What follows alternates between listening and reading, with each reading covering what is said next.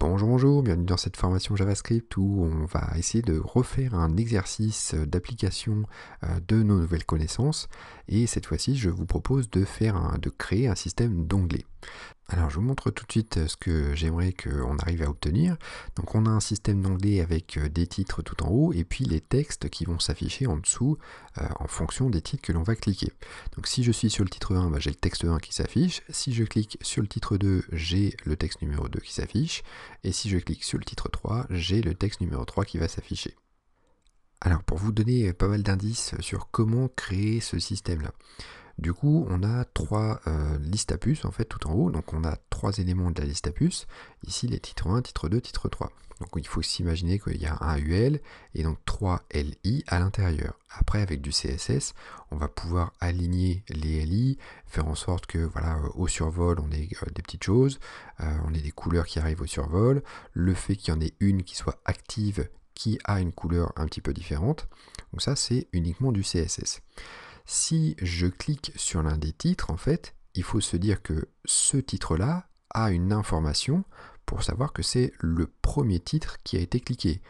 En fonction de ce numéro que je vais récupérer, et bien du coup, je vais pouvoir afficher des divs juste en dessous. Donc en fait, il faut s'imaginer que les trois textes, ils sont là dans la partie HTML, même si on ne les voit pas, on a les trois textes présents dans la partie HTML dès le départ, sauf qu'il n'y en a qu'un qui est affiché. C'est-à-dire que il y a une classe sur le div qui me permet d'avoir un display bloc et les deux autres en fait sont en display none pour les masquer. Quand je vais cliquer sur un onglet, et bien du coup ça va échanger les classes me disant ok, vous avez cliqué sur le titre numéro 2, je dois du coup ajouter une classe à la div numéro 2 qui me fait un display bloc et les autres passent en display none. Alors je mettrai du coup en téléchargement sur la page de la vidéo sur le site weformyou.fr l'exercice complet. Donc ça sera un petit fichier zip que vous pourrez aller télécharger du coup.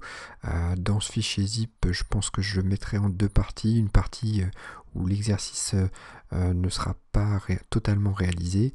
Comme ça vous permettra vous de vous entraîner à la partie JavaScript. Et puis je mettrai aussi tout le résultat complet, donc avec le CSS, le JS et le HTML. Ça vous permettra de voir un petit peu comment c'est fait, comment c'est écrit, et de comparer un petit peu avec tout ce que vous avez fait. Voilà, donc j'en ai peut-être déjà un petit peu trop dit concernant cet exo. Du coup, je vous souhaite bon courage. N'hésitez pas à marquer des petits commentaires en bas de la vidéo si vous avez des questions. Et puis on se retrouve dans un instant pour la correction.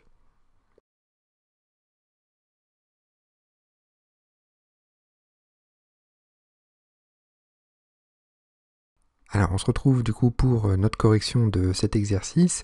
Donc j'espère que vous avez réussi. Si vous êtes un petit peu bloqué au niveau du départ, je vous invite à regarder justement ce début de correction. On va parler essentiellement de la partie HTML et du CSS.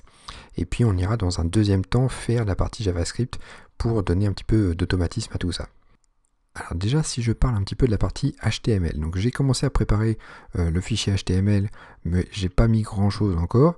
Donc on a, donc j'ai mis Bootstrap directement pour que ça soit, il est ici pardon, j'ai mis Bootstrap directement pour que ça soit un petit peu mieux, plus facile pour gérer les alignements.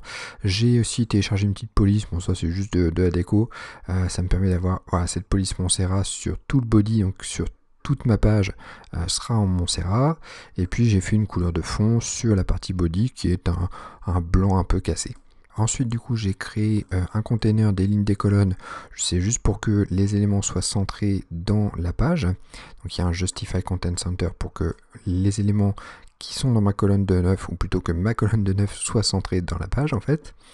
Ensuite, j'ai créé une petite div, donc un rectangle qui va m'inclure tout le système d'onglets. Donc je lui ai donné un ID tabs. Tabs, c'est onglet en anglais. Donc du coup, cette div-là m'inclut finalement tout mon contenu.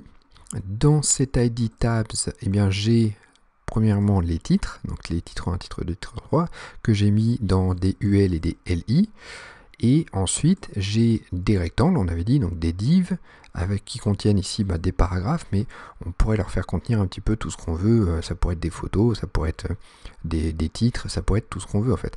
L'essentiel, c'est qu'on ait un rectangle à afficher en fonction du titre qu'on doit cliquer. Donc si je passe maintenant en live sur tout ça, vous allez voir que ça va faire un petit peu moche pour l'instant. Voilà, donc pour l'instant tout est affiché, ça me donne ça à l'affichage, donc on a bien notre liste à puces, et puis en dessous les 3 textes qui sont affichés dès le début en fait. Alors déjà ce qu'il va falloir se dire c'est que notre liste à puces ici, on a besoin de la styliser, donc on a besoin de faire du CSS dessus. On aura peut-être des listes à puces plus tard dans des livres, donc il ne faudrait pas que ça attaque ces listes à puces là. Donc on va lui donner une petite classe à cette liste à puces. Donc je vais l'appeler tab title par exemple, voilà, quelque chose comme ça. Et du coup je vais pouvoir aller le styliser dans la partie style. Et donc du coup on aura le dièse, donc les onglets, dièse tab, dans lequel on a une classe tab title et dans lequel on a des LI. Voilà, quelque chose comme ça. Alors du coup on veut que nos 3 titres arrivent les uns à côté des autres en fait. Donc pour ça il faut lui affecter un display inline block. Hop, inline block.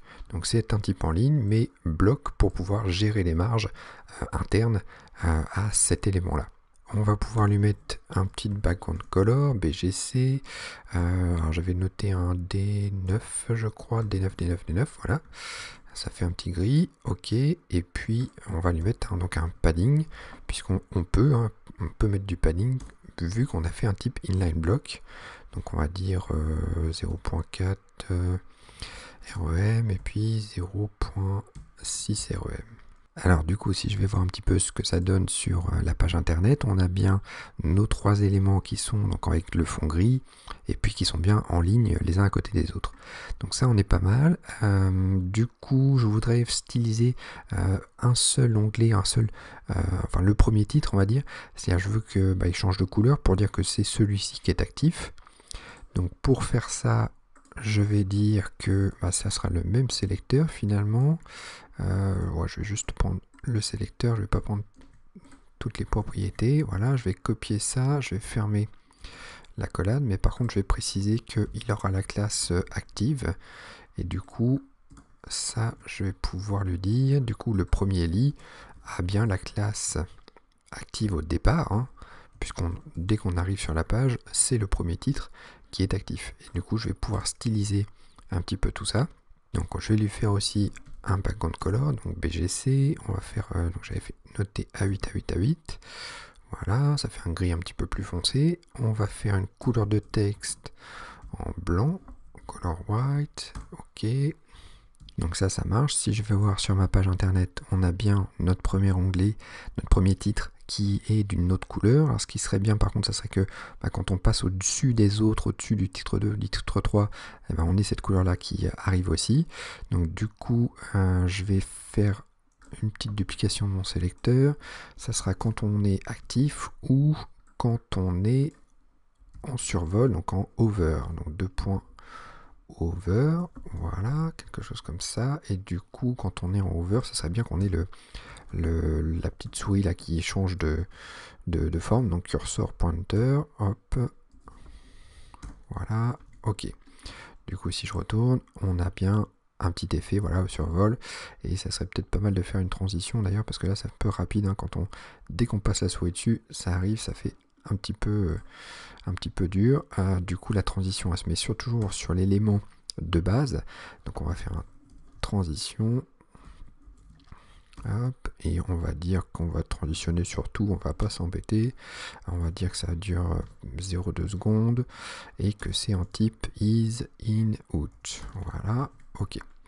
Ensuite, je vais pouvoir utiliser du coup mes divs qui sont en dessous. Donc ça, je veux que ça soit des rectangles, donc avec un petit fond avec une ombre ou quelque chose comme ça. Donc du coup, ça va faire dièse tabs pour les attraper, et je veux les éléments directement enfants, donc les divs qui sont directement enfants de tabs. Donc on fait un petit symbole supérieur pour dire que c'est l'enfant direct et non pas le petit enfant en fait. Donc on a bien notre onglet et j'ai la div qui est l'enfant direct de l'onglet. Sur notre rectangle en bas, du coup, on va faire une petite ombre, donc box-shadow. Ok, et puis on va lui dire que c'est une ombre qui entoure, qui entoure vraiment le rectangle, donc qui n'est pas décalé, donc 0 de décalage, a fait 2 pixels de flou, et puis ça va faire un gris, donc dièse CCC, quelque chose comme ça. Ensuite, on aura un petit padding interne quand même, parce que sinon, on va voir que l'ombre va être complètement collée sur le bord. Alors, pourquoi il m'écrit 0 Hop. Du coup, je vais faire un REM, et puis, peut-être 2 REM, on verra, on va tester ça. Et donc, ça va faire un REM en haut et en bas, et puis 2 à gauche et à droite. Et puis, on va lui faire une background color aussi, BGC, et on va le laisser en blanc pour le coup. Ok, donc là, si je vais voir un petit peu ce que ça me donne. Donc à l'affichage, on est pas mal, on a bien nos 3 rectangles qui sont superposés. Le but du jeu maintenant, ça va peut-être être de recoller l'onglet avec le premier rectangle. Donc ça serait sur le tab titles en fait. Donc on va faire juste un sélecteur en plus. Oups, voilà. Hop, quelque chose comme ça. Et je vais lui mettre un margin bottom. MB, on va faire un truc plus petit, 0.3 REM peut-être, donc ça doit recoller un petit peu l'onglet avec le rectangle, ok, et puis du coup on va faire en sorte que nos rectangles finalement ne se voient pas, et qu'il n'y en a qu'un seul qui se voit. Pour ça, je vais lui créer une classe pareille, une classe active, donc le premier div, il aura la classe active, voilà. Du coup, il faut que j'affiche le active et il faut que j'enlève les autres. Donc du coup, pour tout ça, en fait, ça c'est pour le point active.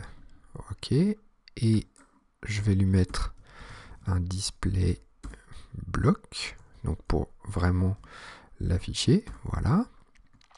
Et par contre, on va faire un autre sélecteur.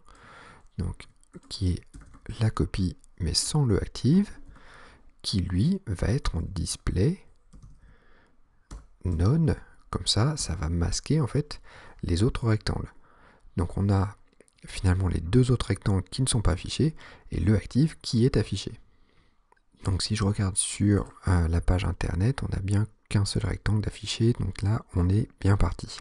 Alors ensuite, ce qu'il va falloir se dire en fait, c'est que, il faut se demander finalement, est-ce que les titres des onglets seront toujours dans le même ordre que mes rectangles en dessous. C'est-à-dire que peut-être qu'un jour, il pourrait arriver que je clique sur le titre 3 et que mon bloc numéro 3 finalement soit en haut, soit pas écrit dans le même ordre. Donc ça, pour éviter ces choses-là et pour pouvoir taper finalement les choses dans l'ordre que l'on veut, il va falloir donner des informations, dire que ça c'est le titre qui correspond au premier bloc, que ça c'est le titre qui correspond au deuxième bloc, etc. etc. Donc pour ça, vous pouvez rajouter des propriétés HTML. Donc on va dire que ça c'est un data- on va l'appeler tab titles. Tab titles est égal à, et puis on va dire c'est le titre numéro 0. Donc lui, c'est le titre numéro 0. Donc ça, vous avez le droit, hein, tout ce qui commence par data-quelque chose en HTML, ce sont des propriétés HTML que vous pouvez rajouter finalement pour pouvoir stocker des informations. Par contre, je vais éviter les majuscules dans la partie HTML, puis c'est pas un S du coup, parce que c'est qu'un seul titre. Ok, et ça, je vais le copier-coller un petit peu partout. Hop, quelque chose comme ça. Et donc ça sera le titre numéro 1, et ça sera le titre numéro 2. Ensuite, du coup, il faut faire la même chose pour la div. Alors la div, en fait, il va falloir l'attraper rapidement dans la partie JavaScript, et donc on avait dit que attraper rapidement les choses en JavaScript, c'est pas mal d'utiliser des ID, des identifiants. Donc du coup, lui, ça sera par exemple l'onglet, donc le tab numéro 1, ok, et ça je vais le copier-coller un petit peu partout, donc lui c'est le tab numéro 2, et lui c'est le tab numéro 3.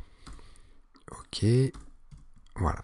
Oh, pardon, d'ailleurs il faudrait commencer à 0, que ça soit un peu logique, hein, puisque si on a commencé à 0 en haut, et ça serait mieux de commencer à 0 en bas.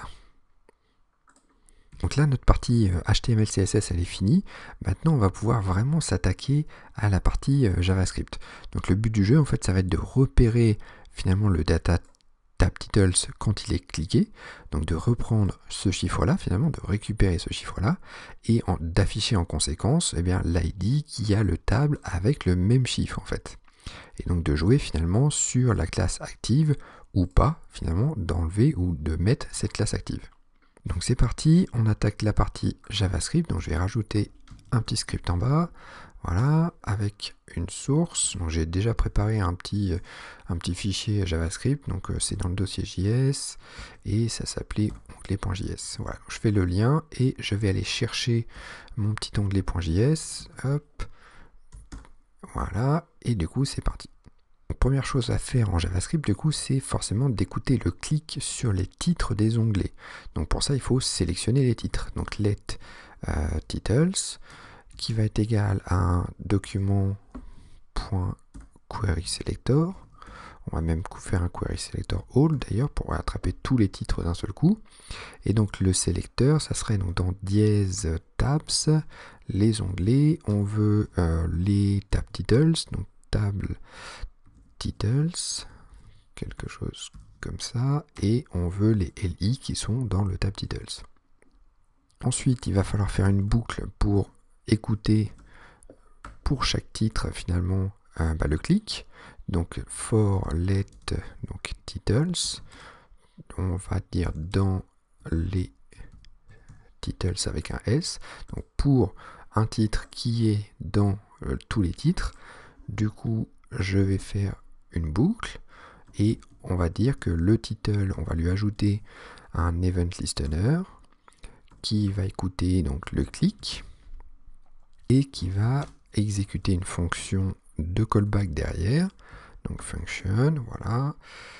Alors du coup, quand on est ici, on écoute finalement le clic sur les titres. Qu'est-ce qu'il faut faire quand on clique sur un titre? On avait dit, on arrive en fait sur le LI ici, je clique sur ce LI là, donc je dois récupérer finalement l'information qui est dans data tab titles. Data tab titles est un attribut HTML de la balise LI.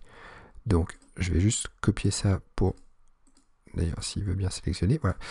Je vais copier ça pour ne pas avoir le renoter. Alors du coup, moi je dois récupérer le numéro. Donc let num qui va être égal à l'élément cliqué. Donc l'élément cliqué c'est le titre, mais c'est aussi du coup this à ce moment-là. Donc this.getAttribute. Je veux l'attribut HTML qui s'appelle data tab title. Voilà. Donc ça va me renvoyer le chiffre finalement qui est dans le LI. Donc je vais faire des petits commentaires. Hop, on récupère le numéro du titre. Alors qu'est-ce que je dois faire maintenant quand je récupère finalement le numéro du titre actif? Et bien en fait je vais enlever le classe active de mes divs en dessous. C'est-à-dire qu'en fait il n'y aura plus aucune div d'afficher dès que je clique. Et on va ensuite réafficher la div qui nous intéresse. Donc pour enlever le classe active sur, le rectangle en fait qui est en ce moment actif, donc je vais dire que document.querySelector, donc je vais récupérer que celui qui est actif, donc c'est dans dièse tabs, du coup qu'on va trouver un élément directement enfant, donc c'est le div qui a la classe active. Alors attention aux espaces d'ailleurs, là il n'y a pas l'espace et là on peut en mettre un. Voilà, donc ça me récupère le div qui est actif, donc le rectangle en fait. Donc lui je veux lui enlever de la classe, je veux lui enlever la classe, donc remove, je veux lui enlever la classe active, hop, quelque chose comme ça. Alors qu'est-ce qui se passe maintenant à l'affichage? Du coup, c'est que quand je clique sur un des onglets, et ça disparaît pas. Ah, donc on a un petit souci. On va aller inspecter, on va aller voir en console. En console, il n'y a pas d'erreur. Donc ça veut dire que ça vient de mes sélecteurs CSS qui sont peut-être pas bons. Donc dstabs.tabTitles, est-ce que j'ai écrit pareil? Ah oui, forcément ici, j'ai pas mis le S. Donc ça peut pas fonctionner. C'est les titres de l'onglet. Donc du coup c'est reparti, hop, si maintenant, alors forcément, il y a le CSS qui plante maintenant. Hop, j'ai dû oublier les S un peu partout. Donc oui, ici, forcément, les S, et ici aussi. Et voilà, on est bon. Alors, on recommence. Donc là, la déco CSS est remise. Si je clique sur un des titres, eh bien, j'ai bien le rectangle qui s'en va, en fait, qui disparaît pour l'instant. Donc là, on est bon. Maintenant, ce que je voudrais, du coup, c'est réafficher celui qui m'intéresse. Donc ici, en fait, je vais faire un petit commentaire. On masque la div précédente, on va dire. Précédente, voilà. Alors maintenant, la prochaine étape, du coup, ça va être de récupérer le div que l'on veut. Donc on réactive le div voulu.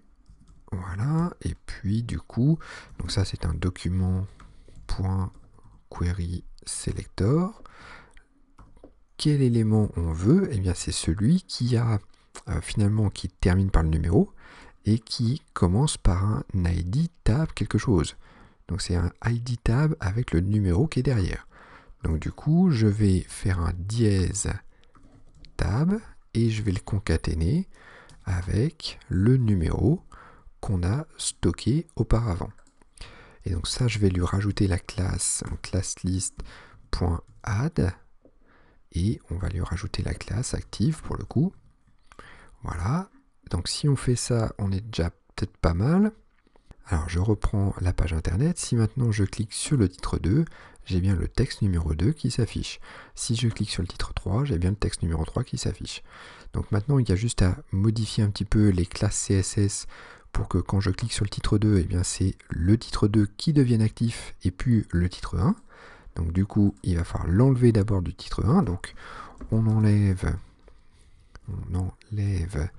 la classe du titre actif, ou précédemment actif, on va dire, précédemment